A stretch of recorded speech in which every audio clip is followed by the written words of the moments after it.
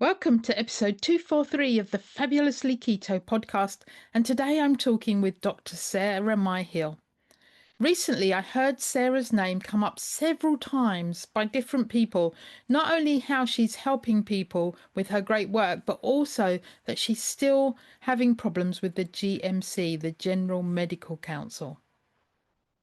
I decided to reach out and see if she'd like to return, and I was delighted when she said yes. Sarah is a GP turned ecological medicine expert who specializes in chronic fatigue syndrome, CFS, fibromyalgia, ME. Now let's see if I can say this, myalgic encephalomyelitis, and mitochondrial health. She is also a prolific author, a sought-after speaker, and a frequent media contributor. In this episode, we dive into her paleo ketogenic approach, why detoxing from hidden toxins is essential for health, and the practical, affordable strategies she uses to help people regain their energy and vitality. Here's Sarah's bio. Dr. Sarah Myhill qualified from the Middlesex Hospital Medical School in 1981. For the next 20 years, she worked as an NHS GP and later moved into independent medical practice with a special interest in CFS and ME. She practices ecological medicine, which diagnoses mechanisms of disease with obvious implications for management. Since 1986, she has been an active member of the British Society of Ecological Medicine and has a diploma in clinical nutrition. She is a published author and researcher on chronic fatigue syndrome and mitochondrial dysfunction. Her books include Chronic Fatigue Syndrome, It's Mitochondria, Not Hypochondria, and Ecological Medicine, The Antidote to Big Pharma and Fast Food. She has made many media appearances, including Newsnight, Dispatches, Woman's Hour, and The Esther Rantzen Show. Sarah loves walking, riding, gardening, and is very much into self-sufficiency. One of the joys in her life, along with her two daughters, is her Patterdale Terrier, Nancy. So let's go and hear from Sarah. Welcome back, Dr. Sarah, to the Fabulously Keto podcast. I'm excited to have you back with us. Too kind. So we always start with, where in the world are you? Oh, Mid Wales, just across the border from England, a little village called Llangantlo, not far away from Prestine, Knighton, Hereford. You might recognise some of those names. I'm actually going to the Cotswolds next weekend. No, the weekend after. So won't be too far from you. So you joined us years ago, and we had a great talk. And I asked you if you had anything new to come back to, and you said yes. So I'm excited to find out what that is. But I thought maybe before we get into anything, if you could just give any listeners that haven't heard you from previously, if you could give them a little background as how you came into the keto world, and maybe just explain the difference between your approach, which is a paleo ketogenic way of eating, as different to normal keto. Okay. Well, I'm a conventionally trained doctor, so I qualified in 1981. I then worked in the NHS as a general practitioner for my first 20 years. But it very, very quickly became apparent to me that conventional doctors now are not looking for disease causation. It's all about symptom suppression with drugs. And the awful thing is, doctors are now trained by Big Pharma. And Big Pharma's mantra is a patient cured is a customer lost. Yep. So what Big Pharma want, what big business want, are lots of sick people requiring or demanding lots of drugs. And that's what the docs have been trained to do. By the 1990s, the late 1990s, when I was in general practice, I was actually admonished because my prescribing budget was so low. Therefore, that obviously made me a bad doctor, you know. So I was obviously then learning to treat people through diet, through vitamins, minerals, detox regimes, and so on and so forth. So in 2000, I became an independent practitioner, which from a financial point of view is the worst possible thing I could have done. But I could no longer live morally within the NHS working as an NHS general practitioner. So the starting point to prevent and treat absolutely everything is the paleo ketogenic diet. Now, it's slightly different. The ketogenic diet is low carbohydrate, and that is absolutely vital. You know, we evolved in a low carbohydrate world, and our whole guts, you know, stomachs, hearts, brains have evolved to live low carbohydrate. Yeah. But I add in paleo to that in addition. And by paleo, I mean care with dairy products, gluten grains, and probably yeast. They all three have come into our diet relatively recently. And I came into this through the allergy world. I got interested because I was allergic as a child with asthma, chronic rhinitis, blah, blah, blah, blah, blah. My daughter had very severe colic. When I gave up dairy products, my snotty noses and chest cleared up and her colic disappeared. And that was nowhere to be found in the medical textbooks and isn't there today now either. So I came off dairy products because, I say, because through allergy, but they are not evolutionarily correct foods. Dairy products evolved for young mammals. If young mammals don't grow very quickly, then they get eaten by saber-toothed tigers. All dairy products have growth promoters. So it's fine for the child who's growing quickly, but not for the mature adult because dairy products are a major risk factor for cancer. And then on top of that, our requirements as a child, as a baby, for calcium and magnesium are very different from adult requirements. So there's too much calcium compared to magnesium in dairy products, about 10 to 1. They compete with each other for absorption. So if you're having a lot of dairy products, it will drive a magnesium deficiency. And that is one of the commonest deficiencies we see in the modern world.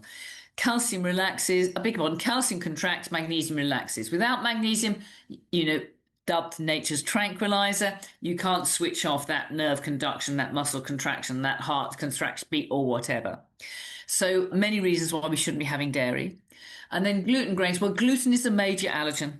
It's Yep. absolutely number one. Funnily enough, just this very morning, talking to a dear friend of mine who we're fairly sure she was gluten allergic. And she came and she said, I've got these terrible itchy blisters. She said, I think it's shingles. And I said, no, it's the wrong distribution for shingles. She got them there, she got them there, she got them there. And I said, it looks like dermatitis herpetiformis. And she said, well, I never have gluten. Anyway, cut long story short, trip to Scotland, black pudding, Yeah. and there was gluten in the black pudding, and that was enough to set off her itchy blistering. It becomes very common, you know, as we age. So because of allergy, and then again, recent conference, the consensus of the conference was wheat and gluten grains should be animal feed only. It's a very high in gluten, which is a strong allergen, but the lectins are toxic. They're often genetically modified, which is not good for our DNA, and often very high in pesticides and chemicals. So, and of course, high carbohydrate. Yeah. So that's the only difference between paleo ketogenic and your ketogenic diet, which is as, if not more, well, certainly very important. Yeah. And recently I've been having a lot of dairy in the form of cottage cheese and a Jarlsberg cheese. And I was thinking the other day, I need to knock this on the head. It's just so easy to go, Slip use it to into. top up as a food, or if you want a snack, it's an easy thing. But I was actually thinking I need to cut this out. I'm having way too much. I know. Well, it's, you know, allergy and addiction are two sides of the same coin. That's what's so fascinating. So we get addicted to our allergens, we get allergic to our addictions. And I have what I call the addiction test with my foods. So if somebody gave me a bar of 80% chocolate, I'd have a square and I wouldn't want any more. Yeah. If they gave me a bar of 60%, the whole thing would disappear. Yeah. That's enough to switch on the addictive eating. One of my treats is figs, but I don't have too many lying around. I have dried figs. You have a large bag of dried pigs, the whole lot goes. Yeah. So, so that's my addiction test. If I can just have one or two and don't need any more, it's safe to eat. Yeah. What's your thinking on nuts? Well, they're great foods. There's everything within a nut. Produce a whole tree. They are fantastic, but there are nuts and there are nuts. So again, using my addiction test, if you gave me a bag of salted cashew nuts, the whole bag would disappear. They're quite carby, aren't they? Yeah. But if you gave me a bag of Brazil nuts, I'd have a couple and then, I'd leave the rest for another day. Yeah. So that, yeah, they're great foods, full of fiber, lots of micronutrients in them. Get the thumbs up, pretty low in pesticides and chemicals. But as I say, use the addiction test. Yeah, I see I soak mine overnight and then I roast them, dehydrate them in the oven, and then I put some salt and oil on them and toast them again, and they are lovely. But I get addicted to them, so but I was just thinking maybe I should swap the cheese for the nuts. So when we last spoke, you were working a lot with people who have fibromyalgia or these ME type I would say mitochondrial function issues. Yep. Are you still doing that? Yep, and a lot. Yeah, that's my main thing, and I've written various books about it. But the awful thing is, at the moment, I'm seeing as much cancer as anything else. Cancer is just going through the roof at the moment, and not that I don't pretend to treat cancer, because if I claim to treat cancer, You'll I'd be end up thrown in in jail. prison. Yeah. But obviously, these people are seeing conventional doctors for the radiotherapy, the chemotherapy, the surgery, which of course is essential. If you've got a big tumor, you've already lost the war, haven't you? So you must put in place interventions like that to reduce the total load. But what kills people is not usually the primary; it's the secondary spread. And we know the difference between normal cells and cancer cells is cancer cells can only run on sugar. And that's where the keto diet is so important. Yeah. And so I'm seeing lots of cancer patients, and yep, the keto diet with time restricted eating and intermittent fasting is an absolutely vital part of winning that war against cancer. Yeah. I don't like calling it war because it seems like it's a fight. And in a way, it's just understanding that that cancer has come about because our bodies are not in the right place to. Okay, well, I use the word war perhaps misguidedly, but the point I'm trying to make is that life is an arms race. We have these fantastic defenses, which is our white cells, our skin, our stomach acid, which protects us from infection, and all cancers have an infectious driver. But then, of course, the microbes themselves are extremely intelligent, and they have incredibly sophisticated ploys to make themselves at home in our bodies. Because, I mean, if a virus can tuck itself into your DNA, it's got a free home, it's nice and warm, it's well fed, it's well nourished, it can have free sex whenever it likes, and do much damage in the process.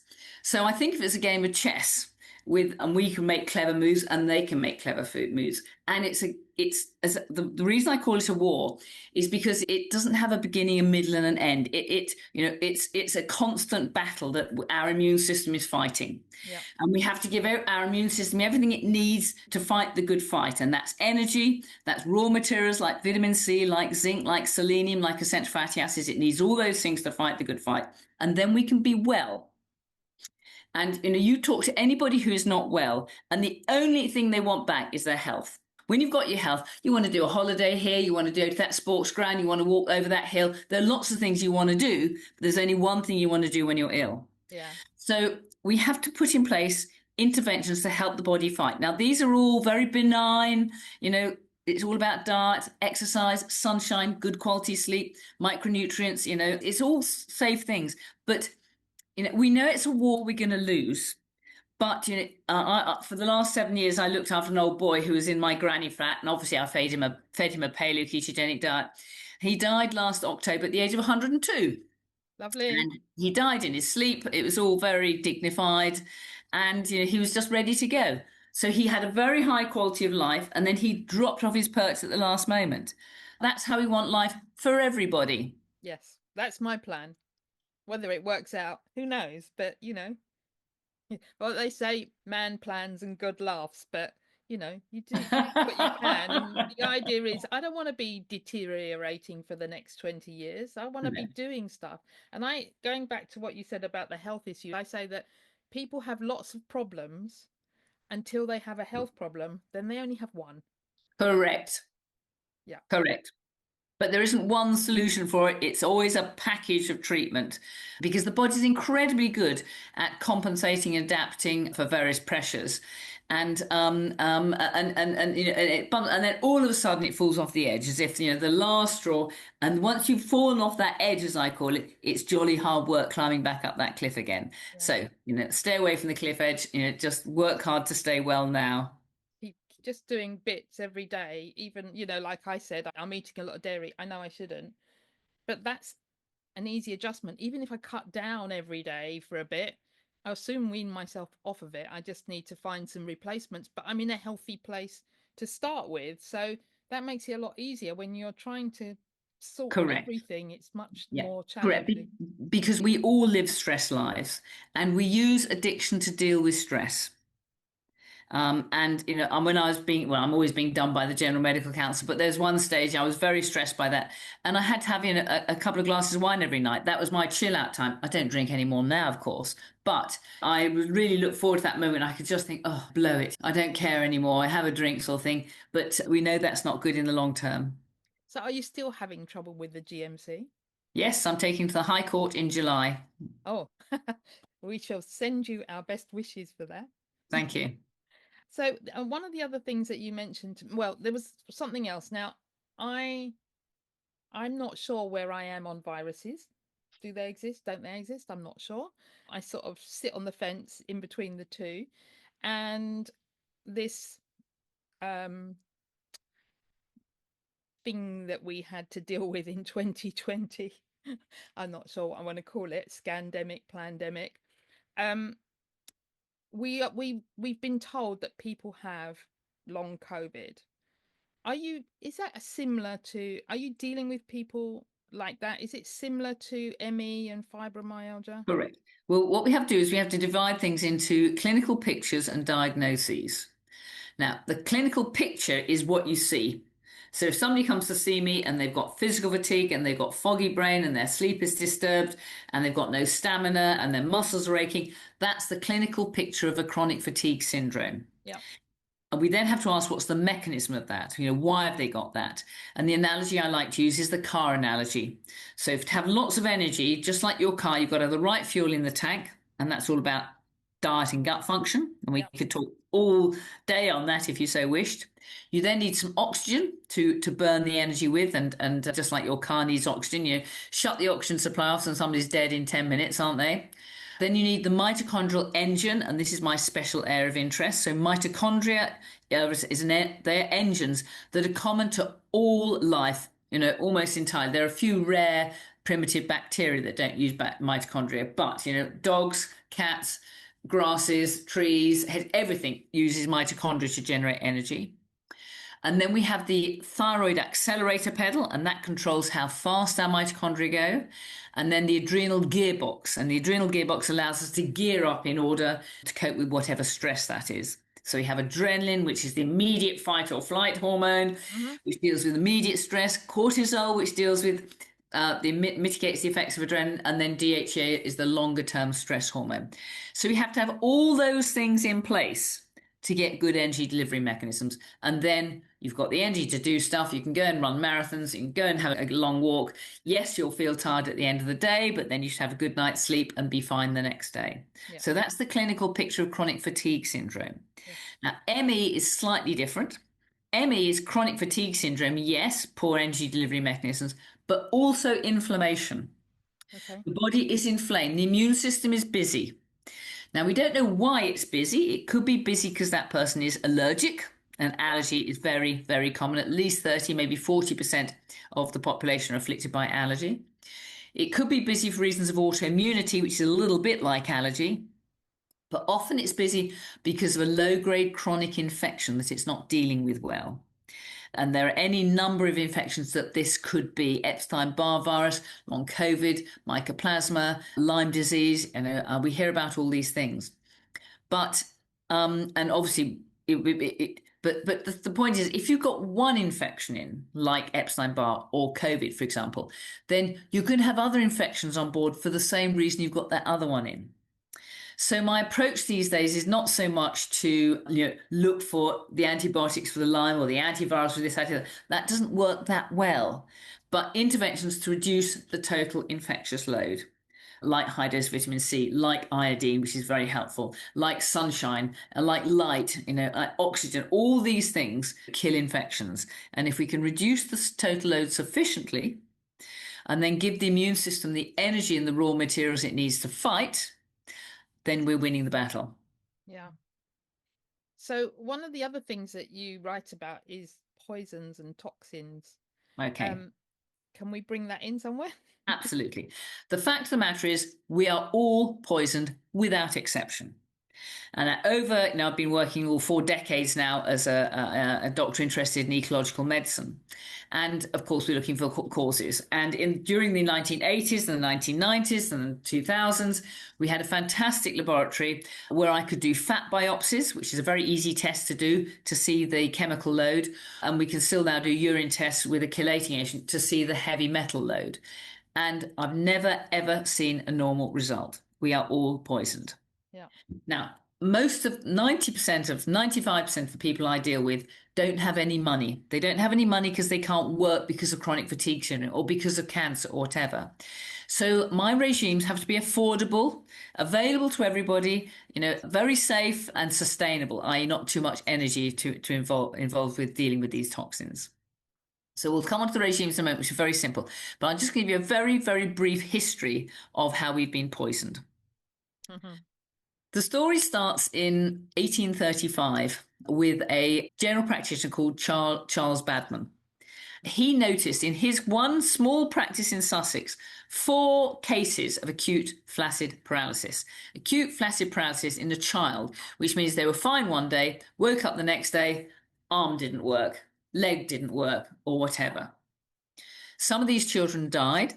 And when he looked, or when the pathology was done in the spinal cord, they noticed grey areas in the spinal cord, and that was called poliomyelitis. Yeah. Now, at that time, they couldn't identify a virus. There were no virological studies, but it was called poliomyelitis. It was a clinical picture.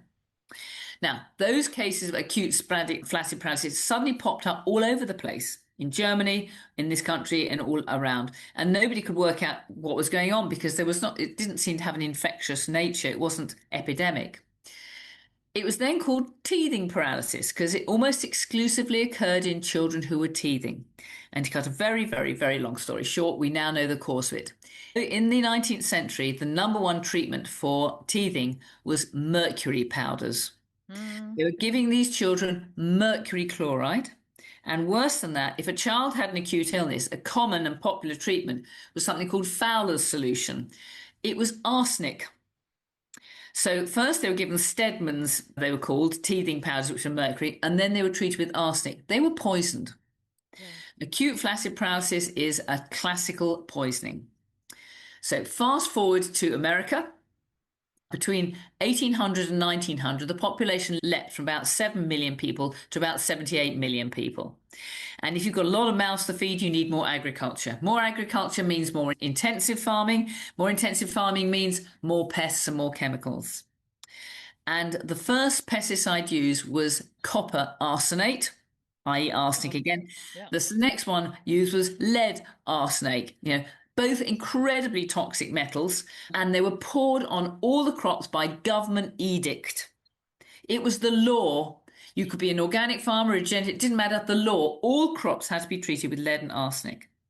And the whole of America were poisoned by that.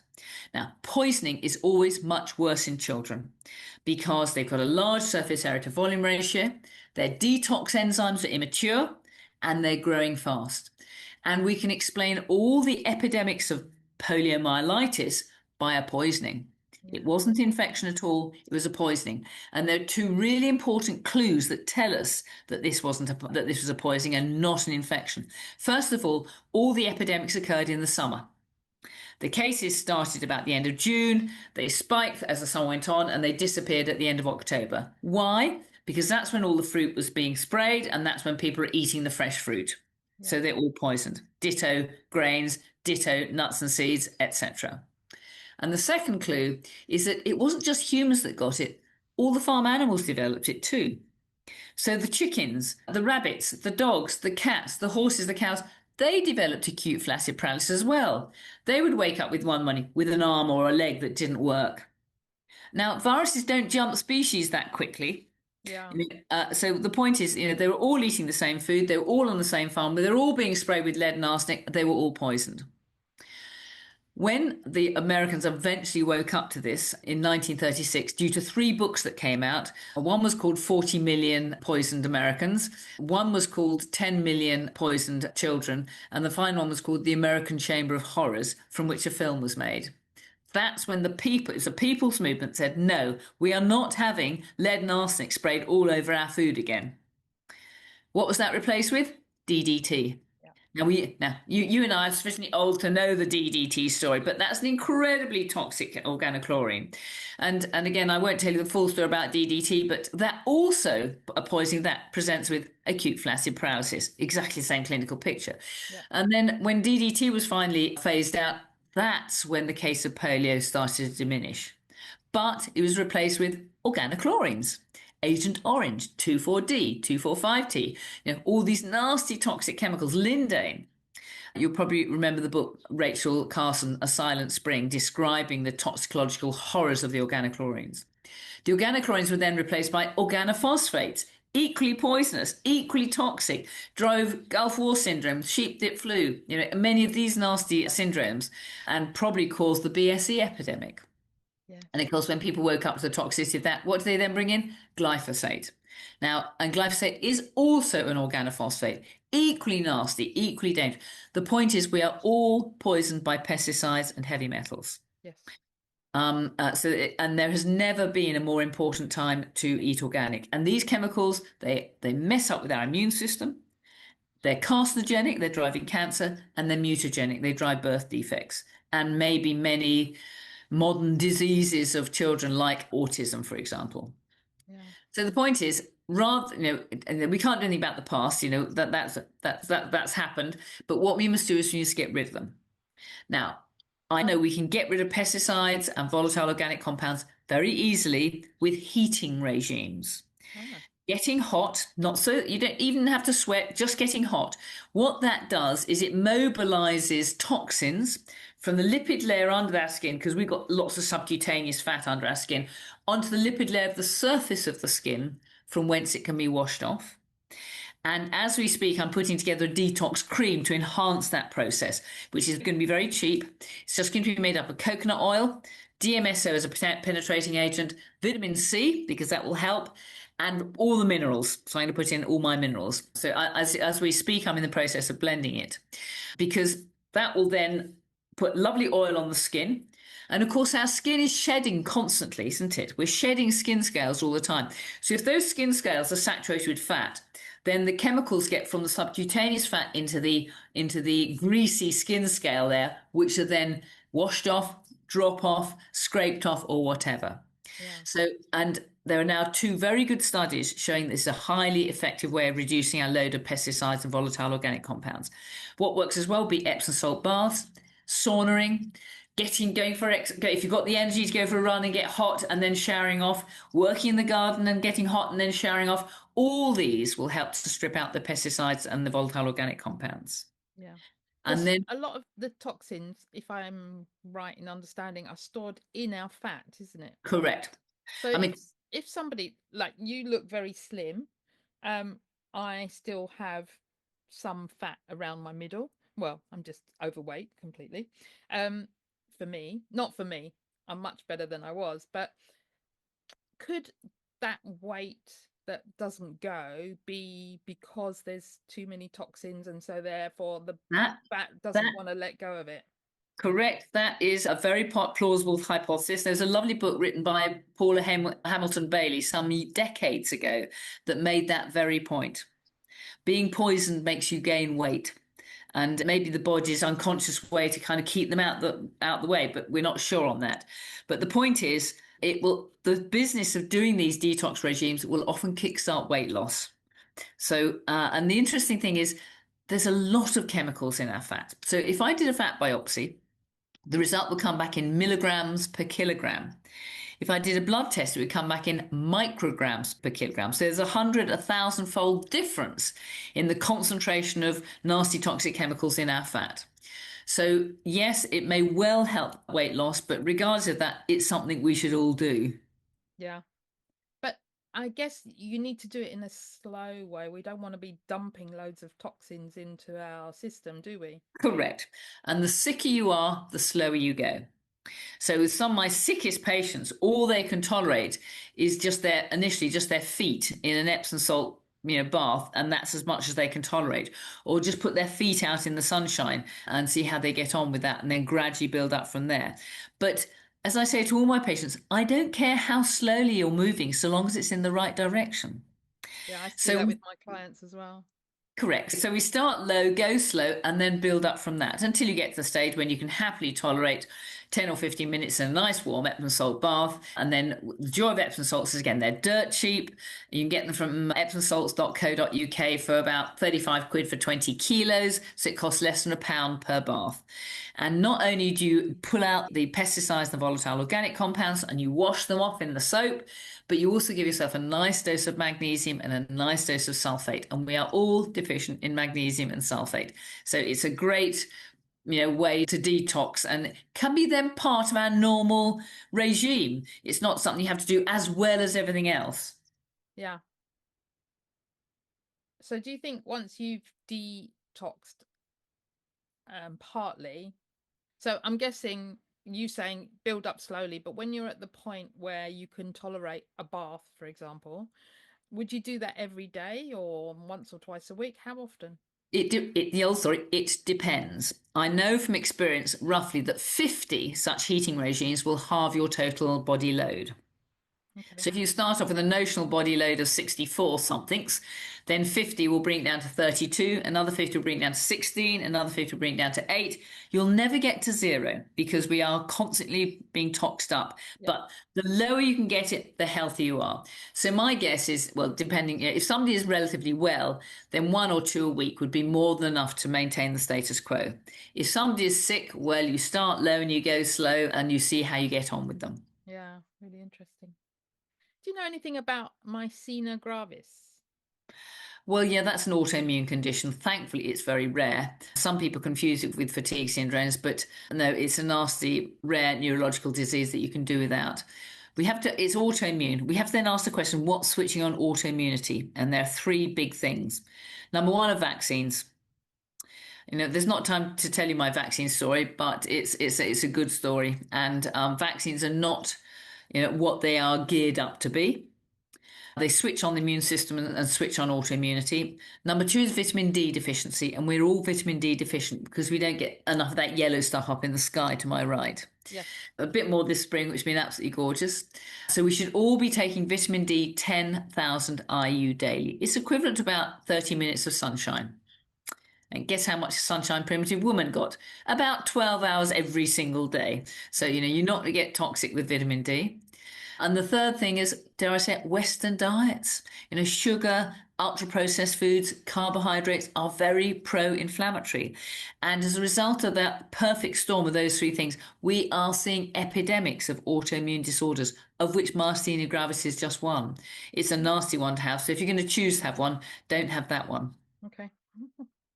Just thinking of one of my clients who thinks that's what she's got. So I was wondering if there was anything we could do to help her. Well, sometimes there are conditions where we're not quite sure what the diagnosis is, or we're not sure quite what the mechanisms is, or we don't know what else to do. And the answer is you just apply all these packages of treatments. You just do it all, which I know doesn't sound very intellectually satisfying, but this is life. And the practical reality is, if you can put in place all these interventions to give the body energy, to give it the raw materials to fight, to rest it properly, or to give it the right amount of the body will heal itself. It is a fantastic healing tool. It wants to be well, it wants to be healthy. So let's not try and second guess it or be too clever. Just give it what it needs to do the job itself. Yes, I love that. Yeah, I always say the body's designed to heal, but we have to create the environment for it to do that. Yeah. If somebody's taking 10,000 IU of vitamin D, how much vitamin K would one need to take to go with it? Well, in theory, we shouldn't need to take vitamin K because, in theory, if you've got a good microbiome, you should be making all the vitamin K you need. Oh, But interesting. you're absolutely right; the two are often taken together. And you see, the trouble with supplements is they all seem like a good idea. It's difficult to know when to stop. But 400 micrograms would be a very reasonable dose. Okay. And we know it's protected against osteoporosis, so that gets a thumbs up too. The thing is, you could take so much stuff and then you don't know, one, you don't know what's working, one, you don't know if it's going, your body actually needs it. Are you just peeing it down the toilet? Who knows? Well, exactly. But then a lot of life's like that, isn't it? Yeah, we do. Yeah, very true. We're very true. So, Sarah, I know you're quite busy and you've got lots of clients and things like that. So, is there anything that, and we've covered quite a few topics, and you're a very fast talker, so you've covered them really well. Is there anything else that you feel that you needed to say today that we haven't touched on? Well, I think the most important thing is for people to realize is that you can do it yourself.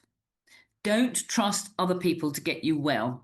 And be very wary of doctors because of how their education and how they're paid and where they're going. So work it out for yourself from first principles. And my job is to do as I say, give people the rules of the game and the tools of trade so they can do it themselves. And say all these tools like vitamin C, like vitamin D, like iodine that we touched upon are cheap, effective, and we all have access to them. And they all multitask. The potential for harm is effectively zero. But the most important is the diet. The most important is the low carb, ketogenic, ideally paleo diet. And you know, people are very inclined to cherry pick because they'll listen to me yapping away. And they'll say, "Oh, I'll do some of those nice showers. That sounds good. Oh, I'll take some of that vitamin D. That sounds good." And they cherry pick the easy things and forget that the most important thing is the diet. And there's a bit of a put off here because, as we all know, when you start changing things for the better for your health, you get what I call DDD reactions, diet reactions like keto flu, diet reactions as you detox that we've touched upon, and maybe diet reactions from killing microbes and detox reactions as we mobilize toxins from our fat or wherever. So don't be put off by the struggle or the prospect of a struggle. In fact, very often this applies to many people who are addicts, whether it's addiction to cigarettes or to alcohol or to cannabis or whatever. Very often it's the prospect of giving something up that's worse than the actuality. Yeah, And if you just make your mind up, say, "No, I'm not doing that," then suddenly you think, so what? When you're 2 or 3 weeks down the line, think, well, what was all that fuss about? It was easy. yeah, So it's very much in the mind, and so it is with the paleo ketogenic diet. People say, "Oh, well, I'm going to miss this. I'm going to miss my bread. I'm going to miss my cheese. I'm going to miss this." But if you just do it, then so often the health that flows as a result is more than enough to compensate for any losses. So what I usually say is, well, just do it. Just give. Don't believe me. Don't believe you. The proof of the pudding is in the eating. So actually make the first step. Get organised. Start doing the diet and taking a few supplements, and just see how it impacts on you. yeah. So one thing I want to touch on, because it's really controversial, and I hear people that promote and say we should be taking iodine, and then I hear others that are going, no, no, no, no, you mustn't. So can you just touch on the iodine thing? What you have to remember is that our propaganda, our newspapers, everything that is fed onto the web, onto the web, is controlled by big business and industry. Big pharma want us to be sick, and so whenever a cheap, simple, effective intervention becomes available, it gets blackballed. Oh, that's terribly dangerous. You mustn't take iodine. It'll give you a thyrotoxicosis. Oh, it'll make you underactive. Oh, it'll do this. It's complete tosh. Iodine is an essential mineral without which life is not possible. Iodine deficiency is probably the greatest single causes of mental deficiency in the world today. We are all deficient. It's a wonderful, safe, multitasking tool. It contact kills all microbes. It's great for the upper fermenting gut. It helps strip out heavy metals. It fights cancer. It's an important antioxidant. It's essential to make the love hormone oxytocin. We concentrate iodine on our mucous membranes when that protects us from infection. So always, whenever you hear that, follow the money. Mm, I can sell, my pot of iodine like that, which will last you weeks and weeks and weeks and weeks, costs £7. Now, that's too cheap. That's too cheap for medicine. Nobody's going to make any money at that, are they? And worse than that, it's going to stop an awful lot of people getting infections, and that's going to be dire for the pharmaceutical company. yeah. I'm just going to give you one clinical tip, which is incredibly useful for iodine. As I mentioned, iodine contact kills all microbes.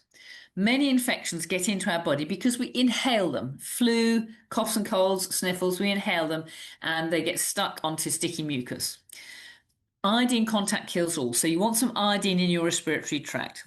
This is a salt pipe. All it is a plastic pipe full of salt. They cost about £15. What you do is you supercharge that with a couple of drops of Lugol's iodine. So there's the iodine, but a couple of drops in the mouthpiece like that. I hope you can see that. One, two. And then sniff it. So I give it a little shake. I put my finger and thumb either side to seal it over my nose and go Yeah. sniff it. So you pull air in through the bottom, out the top, and guess what? I can smell it.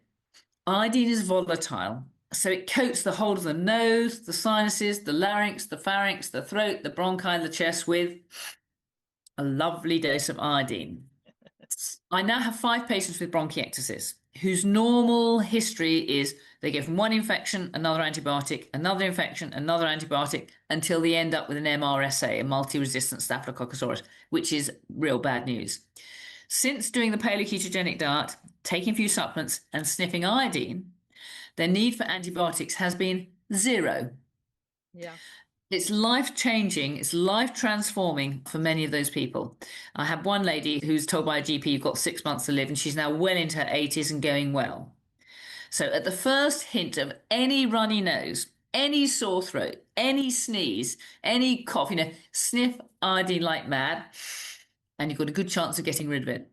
So, for example, I take iodine. I sort of do mine every other day. I have a drop of selenium and 6 drops of iodine. Would you continue with that and then just use the salt pipe if you're getting a Of cold? course. But you Of might course, not get that's a cold. emergency measure that sits on my desk so I can demonstrate it. And then at the first hint of a cough or a cold, I sniff that. I haven't had a cough or a cold or a flu for about 35 years. Yeah. And the other thing I do, of course, is vitamin C, but that's another story. Yeah. I can't tolerate the vitamin C. I've got one from you and I just cannot tolerate it. Why My not? tiniest amount and my stomach is in uproars. That's so interesting. I have got a few people for whom that is the case, and I would love to know why. Have you Mm. tried mixing it with the magnesium carbonate? No, I haven't. That's worth a try. Sometimes it's the acidity of the ascorbic acid that's a problem. Magnesium carbonate, again, it's as cheap as chips. 2 parts ascorbic acid to 1 part magnesium carbonate gives you a neutral solution. And for some people, that's a very good way of neutralizing the vitamin C and making it more tolerable. Okay, I'll give that a go. And then, do you know anything about methylene blue? I love methylene blue. It's a very, very useful tool. It's good for both energy delivery mechanisms and for chronic infections. And again, we stock it here. Again, it's cheap, it's inexpensive, it's extremely safe, it multitasks, it does lots of good things. What I would say, anybody who wants to try methylene blue, do check out my information sheet, which describes, I think it's on the website. It's in one of my books anyway, about how to use it. But if you just drink it as methylene blue, you will stain everything blue, your teeth, your tongue, your lips. In fact, I managed to stain most of my kitchen blue when I mixed it up. So the key is once you've got the stock solution, as I call it, if you're going to have some, put it into a glass and then add about half a teaspoon of ascorbic acid.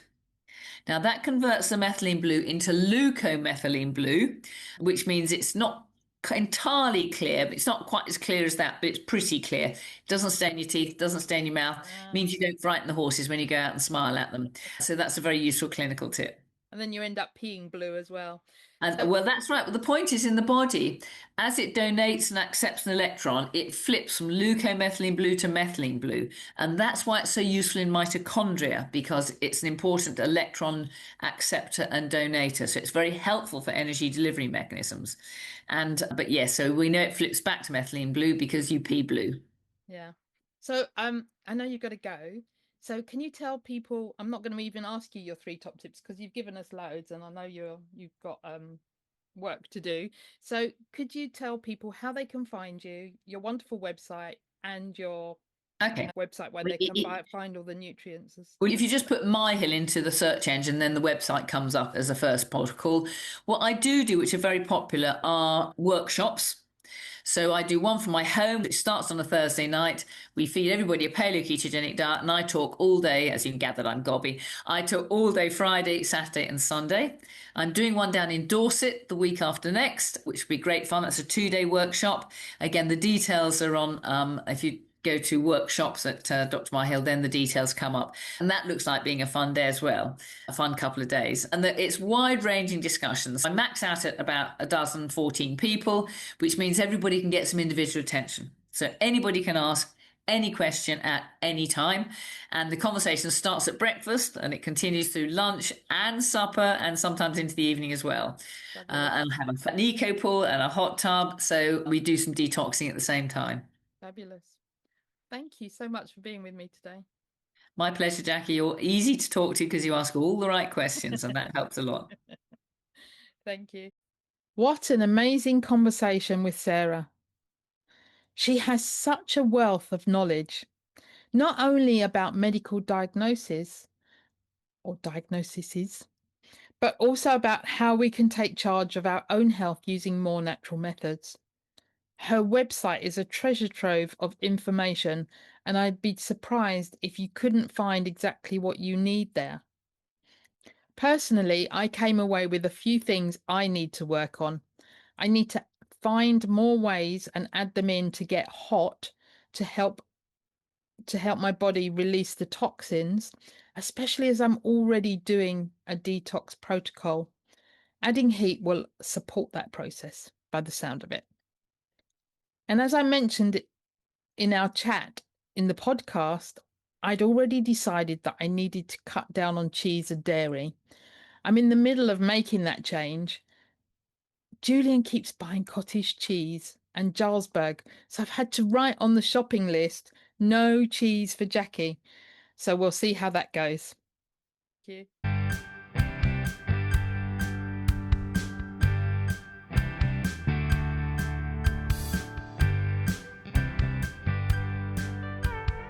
Disclaimer. The content of this podcast is for informational and educational purposes only and is not intended as medical advice. Our guests, whether healthcare professionals or not, are sharing their personal opinions and experiences. This does not establish a doctor-patient relationship. Always consult a qualified healthcare professional before making changes to your medications, treatment, or lifestyle, particularly if you're on medication or have concerns about your health.